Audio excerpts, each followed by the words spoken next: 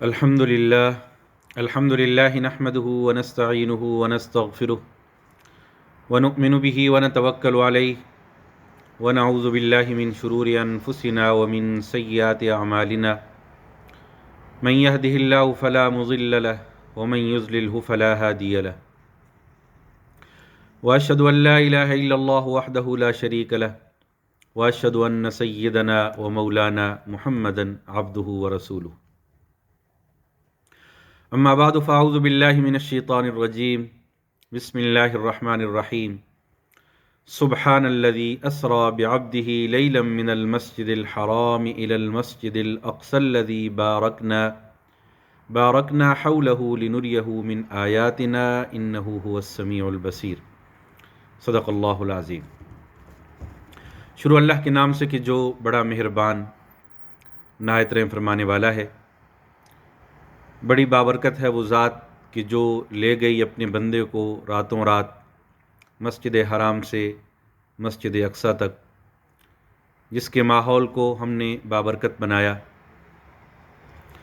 لنریہ من آیاتنا، تاکہ ہم ان کو اپنی نشانیاں دکھائیں۔ انہ هو السمیع البصیر، بے شک اللہ تعالیٰ سب کچھ سننے والے اور دیکھنے والے ہیں۔ سامعین محترم، آج کا درس معراج مصطفیٰ کے موضوع پر ہے۔ نبی اکرم صلی اللہ علیہ وسلم کی شان بہت بلند ہے، اور اگر کوئی پوچھے کہ اس شان مصطفیٰ کی مثال کون سی ہے تو میں کہوں گا کہ وہ معراج مصطفیٰ ہے۔ آپ اس مقام تک پہنچے جہاں تک اس کائنات میں آج تک کوئی نہیں پہنچ سکا، اور نہ کوئی اس مقام اور مرتبے کو کوئی حاصل کرے گا۔ اس وجہ سے آپ کو اس سفر کی وجہ سے مصطفیٰ، چنا ہوا، مجتبی، پسندیدہ اور چنا ہوا، جس طرح ہم کہتے ہیں نا ہینڈ پکڈ، اللہ نے آپ کو جو ہے وہ اس مقام اور مرتبے کے لیے چنا جو آج تک یہ مقام اور مرتبہ کسی کو نہیں مل سکا۔ یہ معراج کا سفر تقریباً 25 سے زیادہ صحابہ کرام نے اس کو بیان کیا ہے، اور کلاسیفیکیشن آف حدیث میں اس کو خبر متواتر کہتے ہیں۔ اتنے زیادہ لوگوں کا بیان کرنا، 10 یا اس سے زیادہ لوگوں کا، صحابہ کرام کا اگر کسی حدیث کو بیان کریں اس کو خبر متواتر کہتے ہیں، اور اس کو 25 سے زیادہ صحابہ کرام نے بیان کیا۔ تو لہٰذا یہ ہمارا ایمان ہونا چاہیے کہ یہ معراج کا سفر ہوا تھا، حالت بیداری میں ہوا تھا، یہ کوئی خواب نہیں تھا، یہ کوئی خیال نہیں تھا۔ It wasn't a dream, it wasn't imagination, it was a physical journey۔ اور یہی تو معجزہ تھا، ورنہ خواب تو اکثر لوگوں کو آتے رہتے ہیں، بڑے بڑے خواب آتے رہتے ہیں، اور خواب کا آنا کوئی بہت بڑی چیز نہیں تھی، لیکن یہ معجزہ ہی تبھی بنا ہے کہ جب اتنا عالی شان واقعہ رونما ہوا۔ اور جو ہے عموماً چونکہ ہماری عقل اللہ نے محدود بنائی، ہمارا ویژن محدود بنایا، ہماری سوچ محدود بنائی، ہم ایک خاص حد سے آگے نہیں دیکھ سکتے۔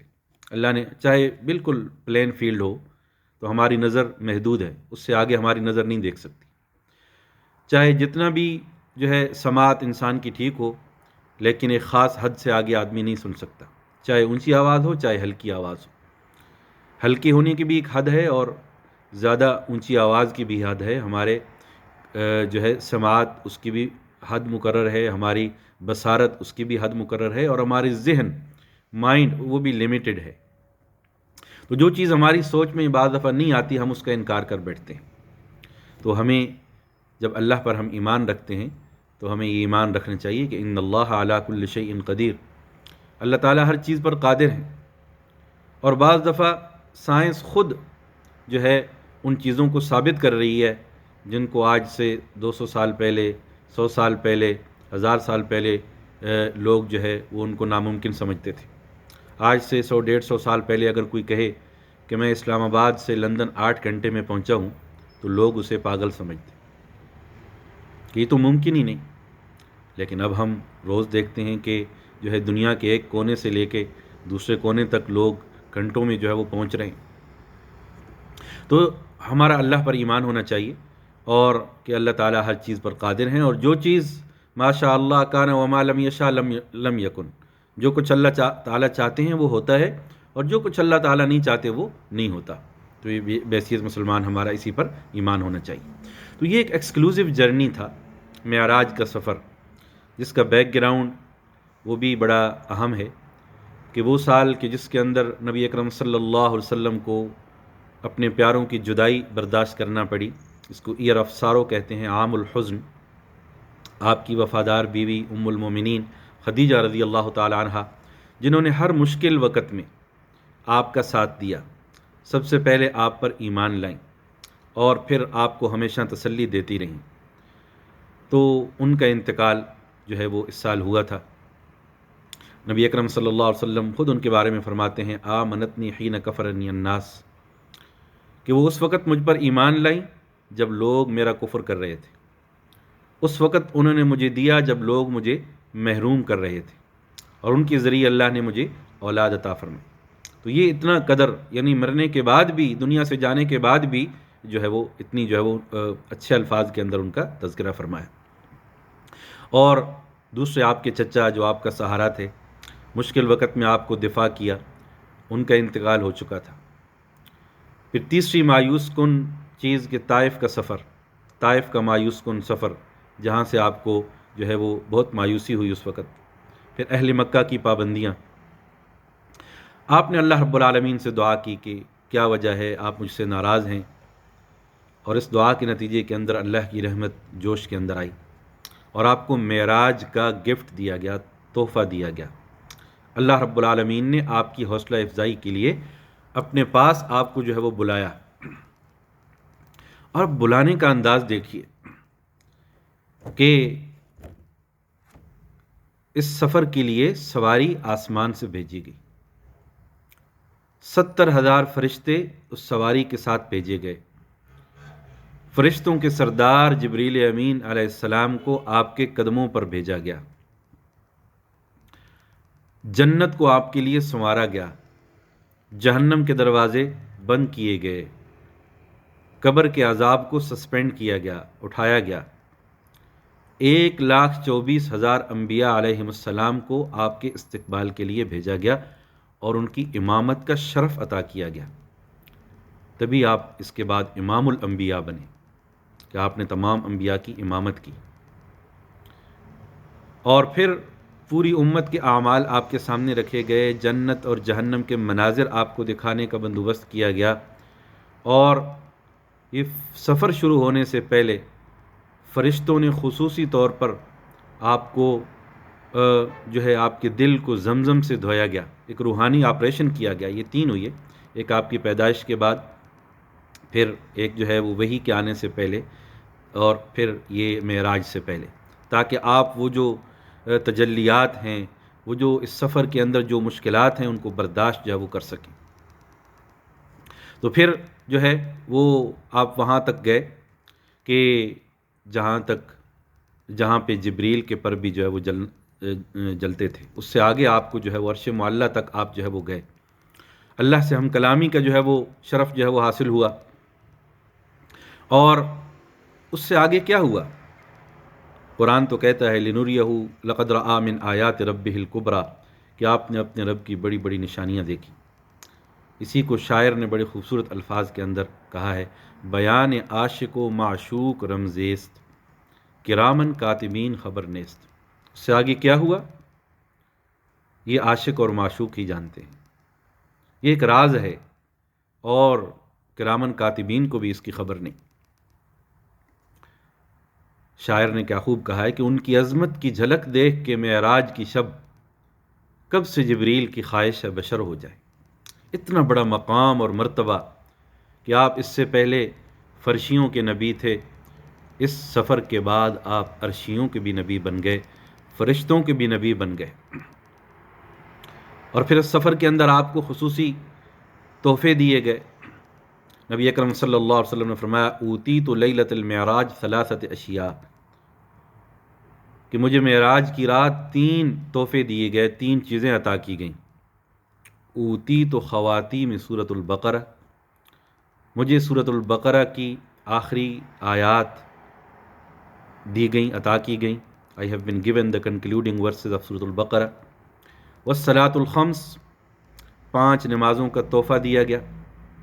शुरू के अंदर 50 नमाज़ें और फिर कंसेशन के बाद, रियायत के बाद जो है वो 5 नमाज़ें। अगरचे फरमाया गया कि ये उम्मत 5 नमाज़ें पढ़ेगी लेकिन सवाब 50 का मिलेगा। ये भी एक इनाम इस उम्मत को। और तीसरा तोहफ़ा वश्शफ़ाअतु लिउम्मती, कि मैं अपनी उम्मत के वो फ़र्द कि जिसने शिरक नहीं किया होगा उसके लिए सिफारिश करूँगा। जो भी कलमा पढ़ने वाला होगा ला इलाहा इल्लल्लाह, वो बिलाखिर जन्नत के अंदर जो है वो जाएगा। ये जो है ये 3 तोहफ़े आपको मेराज के मौके पे जो है वो दिए गए। तो ये आपकी मेराज थी, मकाम सिदरतुल मुंतहा से आगे अर्श मुअल्ला तक। वैसे हर नबी को कोई ना कोई पीक पॉइंट दिया गया, एक उसका एक मेराज जो है वो अता की गई, जिसके नतीजे के अंदर उसका मर्तबा जो है वो बुलंद हुआ। मसलन मूसा अलैहिस्सलाम को तूर पर जो है वो बुलाया गया, ईसा अलैहिस्सलाम को आसमान पर जो है वो उठाया जो है वो जाएगा, इब्राहीम अलैहिस्सलाम को आग के अंदर जो है वो डालकर और आग को ठंडा करके उनको गोया मेराज दी गई। यूनुस अलैहिस्सलाम को मछली के पेट के अंदर गोया मेराज दी गई। शायर ने भी इसी को कहा है ना, मूसा बतूर रफ्त, ईसा ब आसमां, मेराज अर्श खासे कमाल मोहम्मद अस्त।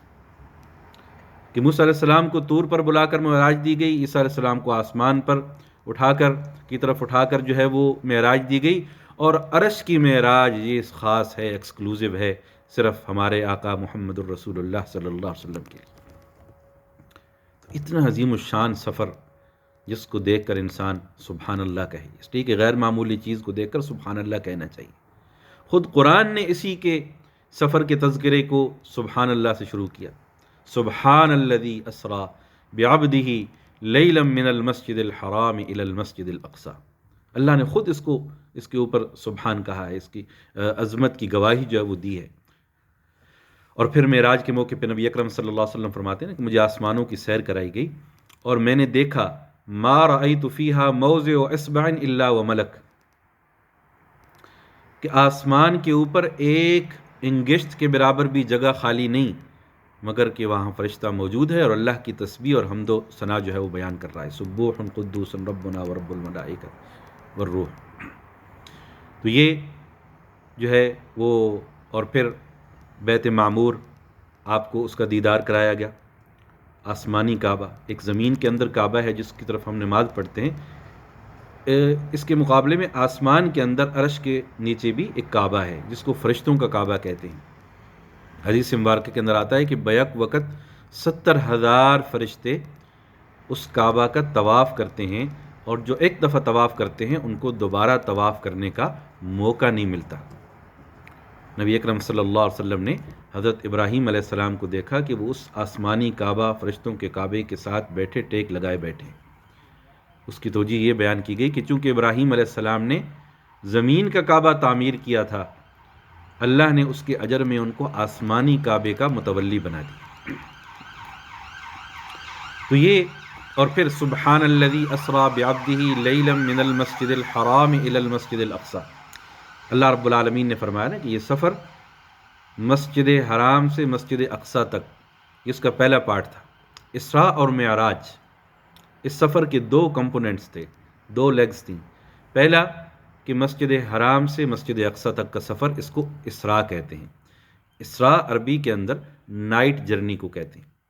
जितनी भी अरबी चूँकि एक बहुत रिच लैंग्वेज है, हर चीज़ के लिए कई जो है वो नाम, मसलन चाँद है तो पहले दिन का और नाम हिलाल उसको कहेंगे, 14वीं के चाँद को बदर जो है वो कहेंगे। वैसे अलकमर चाँद का एक कॉमन जो है वो नाम है। इसी तरह जो है वो सफ़र के लिए भी मुख्तलिफ जो है वो नाम, रिहलत अश्शिताई वस्सैफ, सर्दियों के जो है सफ़र, गर्मियों का सफ़र, हर एक के लिए जो है वो अलग नाम जो है। तो ये रिहला मतलब ये है कि जो बिज़नेस ट्रैवलिंग सफ़र, उसके लिए अलग जो है वो लफ्ज़। तो ये हर सफ़र के लिए अलग अलग नाम। तो ये इसरा है, ये रात के सफ़र को जो है वो कहते हैं, नाइट जर्नी को जो है वो कहते हैं। तो इसको इसरा कहा गया। और फिर यरूशलेम से मस्जिद अक़सा से अर्श मुअल्ला तक जाना, इसको मेराज कहते हैं। तो ये 2 जो है वो हिस्सों, 2 पार्ट्स में था, 2 हिस्सों के अंदर था। تو مسجد سے مسجد تک اور پھر اللہ کے عرش تک، آسمانی کعبہ تک، تو یہ سفر بھی بڑا مبارک تھا۔ تو یہ مسجد حرام سے مسجد اقصی، اس کی اہمیت بھی جو ہے وہ معلوم ہوتی ہے کہ کس طرح جو ہے وہ اللہ رب العالمین نے ان دونوں مساجد کا ذکر جو ہے وہ قرآن مجید کے اندر جو ہے وہ کیا۔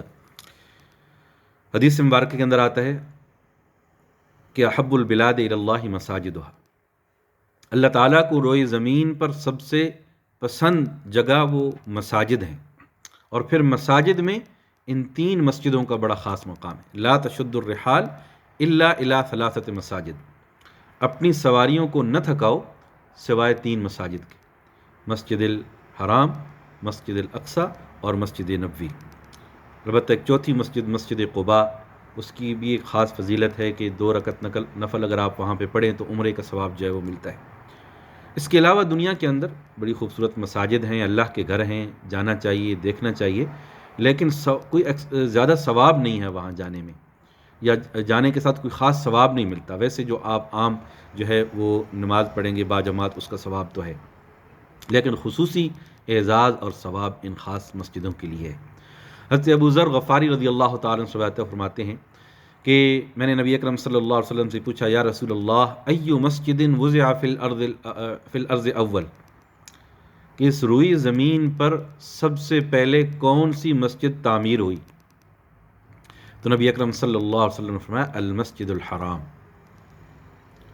ثم ای المسجد، پھر میں نے پوچھا کہ جو ہے اس کے بعد کون سی مسجد جو ہے وہ تعمیر ہوئی؟ تو نبی اکرم صلی اللہ علیہ وسلم نے فرمایا کہ مسجد الاقصی۔ ان دونوں کی تعمیر، پہلی تعمیر آدم علیہ السلام نے کی تھی۔ کم بینہما، ان دونوں کے درمیان کتنا عرصہ تھا؟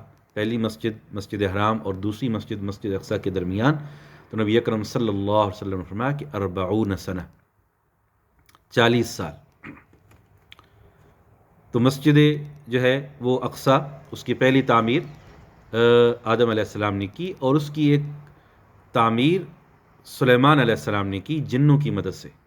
اور حدیث مبارکہ کے اندر آتا ہے کہ جب وہ مسجد اقصی کی تعمیر فرما رہے تھے تو انہوں نے اس موقع پر 3 دعائیں کی تھی، جس طرح قرآن کے اندر ذکر ملتا ہے کہ کعبہ کی جو تعمیر ابراہیم علیہ السلام نے کی تو انہوں نے بھی دعائیں مانگی، اس لیے کہ جب انسان کوئی نیک عمل کر رہا ہوتا ہے تو وہ قبولیت دعا کا وقت ہوتا ہے۔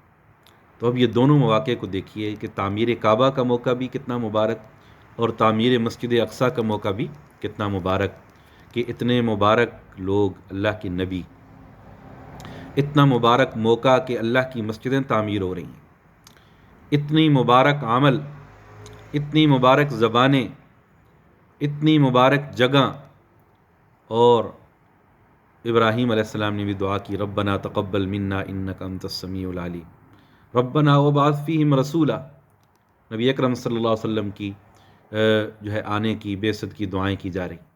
اور سلیمان علیہ السلام نے 3 دعائیں کی تھیں تعمیر مسجد اقصی کے وقت، کہ پہلی دعا کہ اللہ مجھے انصاف کی صلاحیت عطا فرما، اور اللہ نے وہ دعا بھی قبول کی۔ دوسری دعا یہ کی کہ اللہ مجھے ایسی سلطنت عطا فرما جو آج تک تو نے کسی کو نہیں عطا کی، والملک لا ينبغی لأحد، کہ ایسی سلطنت، ایسی کنگڈم جو آج تک جو ہے اس سے پہلے کسی کو نہیں دی۔ اور تیسری دعا یہ کی وَأَلَّا يَأْتِيَ هَذَا الْمَسْجِدَ أَحَدًا لا يُرِيدُ إِلَّا الصَّلَاةَ فِيهِ إِلَّا خَرَجَتْ مِنْ ذُنُوبِهِ كَيَوْمٍ وَلَدَتْ أُمُّهُ۔ تیسری دعا یہ کہ اللہ جو بندہ بھی اس مسجد کی طرف صرف تیری رضا کے لیے آئے، نماز پڑھنے کی نیت کے ساتھ اور 2 رکعت نماز ادا کرے، اے اللہ تو اس کو بھی گناہوں سے ایسا پاک کر دے جس طرح آج اس کی ماں نے اس کو جنا ہے۔ نبی اکرم صلی اللہ علیہ وسلم فرماتے ہیں کہ پہلی 2 دعائیں پہلے ہی قبول ہو چکی ہیں، اور تیسری دعا پر میں بھی آمین کہتا ہوں کہ اللہ اس دعا کو قبول فرما کہ جو بھی اس مسجد اقصی میں 2 رکعت نفل کے لیے آئے تو اس کو گناہوں سے ایسا پاک کر دے جس طرح آج اس کی ماں نے اس کو جنا ہے۔ اور دوسری طرف بیت اللہ شریف کی زیارت کا بھی یہی اجر، آپ جب کوئی حاجی جاتا ہے، حج کرتا ہے، حج قبول ہو جاتا ہے، تو وہ ایسے ہی ہے جیسے آج اس کی ماں نے اس کو جنا ہے۔ تو یہ اللہ کی مسجدیں بہت عالی شان جگہ ہیں۔ انما یعمر مساجد اللہ من آمن باللہ والیوم الآخر، اللہ کی مسجدوں کو وہی لوگ جو ہے وہ آباد رکھتے ہیں جو اللہ پر اور یوم آخرت پر ایمان رکھتے ہیں۔ تو اگر اللہ تعالیٰ نے آپ کو موقع دیا ہے مسجد کی خدمت کا as a custodian of the مسجد، تو یہ بہت بڑا پریویلیج ہے، اس کی جو ہے وہ قدر جو ہے وہ کرنی چاہیے۔ من یرید اللہ بہ خیرا یفقہہ فی الدین، اللہ تعالیٰ جس کے ساتھ بھلائی کا ارادہ چاہتے ہیں اسے دین کی سمجھ عطا کرتے ہیں۔ حدیث مبارک کے اندر آتا ہے کہ اللہ تعالیٰ دنیا ہر ایک کو دیتے ہیں، لیکن دین یا دین کی خدمت ہر ایک کو اس کا موقع جو ہے وہ نہیں ملتا۔ تو بہرحال اس معراج کا سفر جس کا ذکر قرآن مجید کے اندر ہے، اور مسجد سبحان الذی اسریٰ بعبدہ لیلا من المسجد الحرام الی المسجد الاقصی، تو وہ ایک اسراء تھا مسجد حرام سے مسجد اقصی تک، اور پھر مسجد اقصی سے آسمان تک، ساتویں آسمان تک کا جو سفر تھا اس کو معراج جو ہے وہ کہتے ہیں۔ اسراء کا ذکر سورہ بنی اسرائیل کے اندر ہے، اس کا دوسرا نام سورہ اسراء بھی ہے، اور معراج کا اشارتاً ذکر سورہ نجم کے اندر ہے، ما زاغ البصر وما طغى لقد رأى من آیات ربہ الکبریٰ۔ تو یہ بہت عالی شان سفر تھا، اور مختلف آسمانوں پر مختلف انبیاء علیہم السلام سے آپ کی ملاقاتیں ہوئیں، اور اسی طرح جو ہے وہ جنت اور دوزخ کا دیدار آپ کو کرایا گیا، اور مختلف اعمال کی جزا اور سزا اس کے بارے میں آپ کو جو ہے وہ مشاہدات کرائے گئے، آپ کو آخرت کے مشاہدات جو ہے وہ کرائے گئے، آپ کو تمام انبیاء کی امامت کا شرف جو ہے وہ حاصل ہوا۔ تمام انبیاء علیہ السلام نے آپ کے پیچھے نماز پڑھی، اور اس کے اندر بھی ایک خاص میسج تھا کہ جتنے بھی انبیاء علیہ السلام آئے، آدم علیہ السلام سے لے کے محمد الرسول اللہ صلی اللہ علیہ وسلم تک، وہ تمام ایک ہی پیغام کو، ایک ہی دین کے علم بردار تھے۔ حدیث مبارک کے اندر بھی آتا ہے کہ الانبیاء اخوۃ لعلات امہاتہم شتیٰ و دینہم واحد، کہ تمام انبیاء آپس میں میٹرنل بھائی ہیں، امہاتہم شتیٰ پیٹرنل بھائی ہیں، کہ وہ ان کی والدہ تو الگ الگ تھیں لیکن ان کا دین اور میسج ایک تھا۔ Their mothers were different but their message was same۔ جتنے بھی انبیاء علیہ السلام آئے، آدم علیہ السلام سے لے کے محمد الرسول اللہ صلی اللہ علیہ وسلم تک، تو یہ ایک یعنی یونٹی کو بھی جو ہے وہ ظاہر کرتا ہے کہ تمام انبیاء علیہ السلام اللہ کی طرف سے بھیجے گئے اپنی اپنی قوموں کی طرف، اور ہمارے آقا محمد الرسول اللہ صلی اللہ علیہ وسلم پوری انسانیت تک۔ اور فرمایا کہ یہ مجھے ایک پریویلیج حاصل ہے کہ مجھے تمام انبیاء پر قیامت والے دن ایک پریویلیج حاصل ہوگا کہ میرے سب سے زیادہ فالورز ہوں گے۔ اتنے زیادہ کسی اور نبی کو اتنی بڑی امت نہیں دی گئی جتنی محمد الرسول اللہ صلی اللہ علیہ وسلم کی امت کو آپ کو جو ہے عطا کی گئی۔ آپ انی رسول اللہ علیکم جمیعا، تمام انسانیت کی طرف آپ اللہ کے نبی جو ہے وہ بنا کر بھیجے گئے ہیں، اور قیامت تک کے لیے نبی بنا کر جو ہے وہ بھیجے گئے ہیں۔ تو معراج عروج کو کہتے ہیں، اسینشن، اور نبی اکرم صلی اللہ علیہ وسلم کو ہر سطح پر معراج دی گئی۔ یہ تو اس کی ایک مثال تھی، یہ معراج کا سفر تو ایک مثال تھا، ورنہ آپ کو نبوت میں بھی معراج، رسالت میں بھی معراج، اور انبیاء کے اندر مقام اور مرتبے کے اندر بھی معراج، اور آپ کو آسمانی کتابوں کے اندر قرآن مجید دیا گیا جو ساری کتابوں کی معراج، اور آپ کو امتوں میں سے امت محمد عطا کی گئی، اپنی امت جو عطا کی گئی، یہ امت بھی اس کو یہ بھی ساری امتوں کی معراج۔ آقا تیری معراج کہ تو لوح و قلم تک پہنچا، میری معراج کہ میں تیرے قدم تک پہنچا۔ آپ کو تو معراج عطا کی گئی، اس تک تو ہم نہیں پہنچ سکتے، ہم تو محمد الرسول اللہ صلی اللہ علیہ وسلم کے قدموں تک پہنچ جائیں تب بھی یہ ہماری سب سے بڑی معراج ہے۔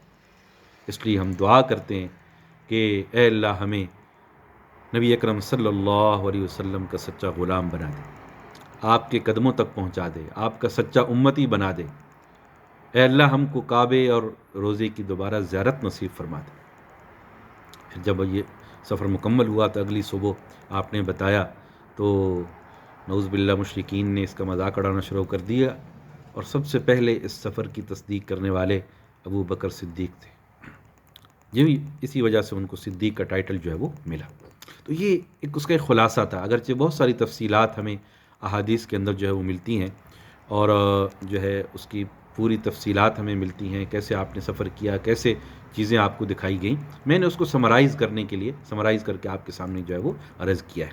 البتہ یہ چیز دیکھنی چاہیے کہ جس چیز کے اندر، دین کے اندر جس چیز کا جو مقام ہو اسی تک اس کو محدود رکھنا چاہیے، اس سے آگے نہیں بڑھانا چاہیے۔ معراج بلا شبہ ایک بہت بڑا عالی شان جو ہے وہ معجزہ تھا، اور نو ڈاؤٹ اباؤٹ اٹ، اس پر ہمارا ایمان ہے، لیکن کچھ چیزیں ایسی ہم بعض دفعہ کرنا شروع کر دیتے ہیں جو اس چیز کو ایک شرعی حدود سے نکال کر بدعت کے دائرے تک لے جاتی ہیں، تو ہمیں اس سے جو ہے وہ اجتناب جو ہے وہ کرنا چاہیے۔ بس بعض دفعہ جب ہم اس کو اپنے اوپر لاگو کر لیتے ہیں تو وہ ایک چیز دین کے اندر گویا کہ حد سے انسان جو ہے وہ بڑھ جاتا ہے، اس سے بچنا چاہیے، بدعت کے دائرے کے اندر آ جاتی ہے۔ مثلا رجب، 27 رجب، اس کو سیلیبریٹ کرنا، یہ کوئی خاص اس کا جو ہے وہ ثبوت جو ہے وہ نہیں ملتا۔ ہاں اس کا ذکر انسان کر سکتا ہے، اویئرنیس لوگوں کو بتا سکتا ہے اس موقع کی مناسبت سے، اور ائمہ حضرات، خطباء حضرات جمعے کے اندر، دروس کے اندر، تقاریر کے اندر اس کا جو ہے وہ ذکر کرتے ہیں، تو اس کے اندر تو کوئی حرج نہیں، لیکن باقاعدہ اس کو سیلیبریٹ کرنا، اس کے لیے باقاعدہ جو ہے وہ روشنیاں اور یہ چیزیں، اس کا جو ہے وہ کوئی ثبوت نہیں۔ اس رات کو جاگنا، اس کی بھی کوئی خصوصی فضیلت جو ہے وہ نہیں آئی۔ اگلے دن روزہ رکھنا، یہ بھی کوئی مسنون عمل جو ہے وہ نہیں ہے۔ ویسے آپ نفلی روزے رکھیں تو یہ دن بڑی قیمتی ہیں شعبان کے بارے میں، اور اسی طرح رجب اور شعبان، یہ دونوں، رجب بھی اشہر حرم میں سے ہے، اور شعبان کا مہینہ، اس کے اندر بھی جو ہے انسان اگر نفلی روزے رکھے تو کوئی حرج نہیں۔ نبی اکرم صلی اللہ علیہ وسلم نفلی روزے جو ہے وہ رکھتے تھے، لیکن کسی خاص دن جو ہے، جس طرح یہ 27 رجب کے اگلے دن یہ سمجھنا کہ اگر میں روزہ نہیں رکھوں گا تو گناہ گار ہوں گا اور مجھے لازماً رکھنا چاہیے اور یہ ایک مسنون عمل ہے، تو پھر یہ جو ہے وہ درست نہیں ہے۔ اللہ رب العالمین سے دعا ہے کہ مجھے اور آپ کو بھی عمل کی توفیق عطا فرمائے۔ اقول قولی ھذا واستغفر اللہ لی ولکم فاستغفروا انہ هو الغفور الرحیم۔ والسلام علیکم ورحمۃ اللہ وبرکاتہ۔